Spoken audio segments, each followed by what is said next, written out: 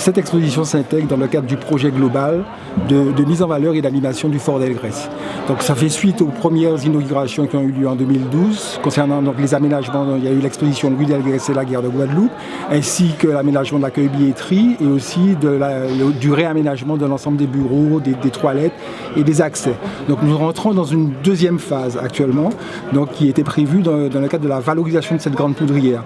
Et donc nous avons profité de ce moment important de l'histoire de la Guadeloupe, où la grande poudrière a été aménagée en quartier général de crise des autorités scientifiques. Nous avons donc voulu valoriser ce monument et montrer au grand public, au Guadeloupe, l'ensemble des territoires de la Guadeloupe. Donc on s'inscrit un peu dans le cadre de l'économie culturelle. Cette exposition s'inscrit dans le cadre d'un projet d'ensemble.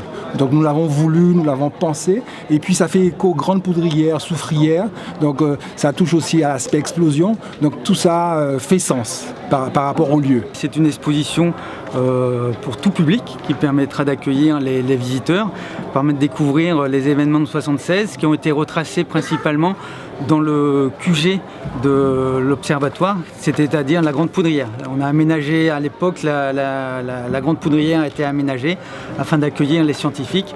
Cette zone était en effet protégée entre guillemets des possibles nuées ardentes de la soufrière et des explosions et des nuées ardentes de la soufrière.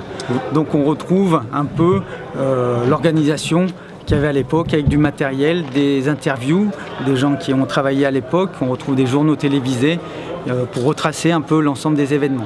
Dans l'enceinte de la Grande Poudrière, on peut voir les unes de journaux de l'époque, d'une presse, pour un peu se remettre dans l'ambiance de l'époque. On a respecté un cahier des charges, on a travaillé avec une muséographe, Nadine Salabert, donc qui nous avait donné un peu le scénario, qui a réalisé le scénario avec nous.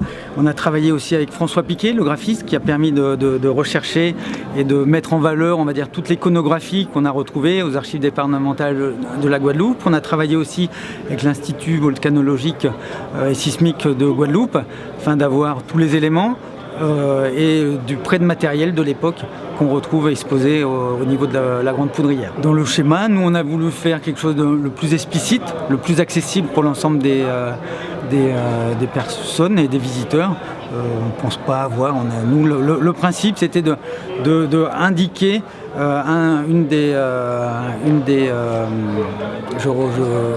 le principe, c'était la Grande Poudrière, à une certaine époque, a servi de QG.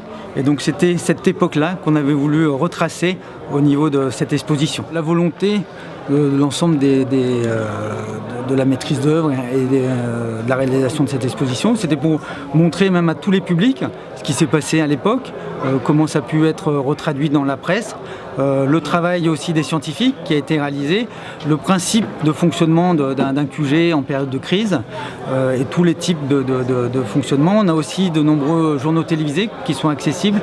On peut voir comment l'information était traitée en métropole et le traitement de l'information, voilà, de la crise par rapport à la métropole. On a aussi un petit laïus sur entre monsieur Haroun Tazieff et monsieur Allègre, avec la polémique sur l'évacuation l'évacuation ou ne pas évacuer. On a travaillé donc avec les archives départementales de Guadeloupe, on a travaillé avec l'Institut volcanologique et sismique de Guadeloupe, qui nous a permis d'avoir un certain recul, d'avoir une certaine vision. On a travaillé aussi avec monsieur Feuillard. Depuis 3 ans, ça se préparait, cette exposition. Ça nous reporte 39 ans en arrière, sans une certaine émotion.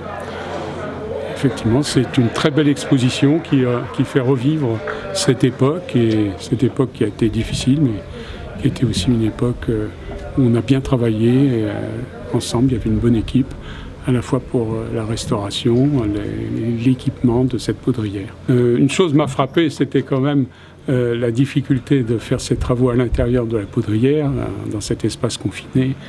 En particulier quand on a fait un énorme bloc de béton enterré, il a fallu creuser dans la dalle, il a fallu faire ce bloc de béton, et les ouvriers travaillaient dans la poussière, c'était extrêmement pénible.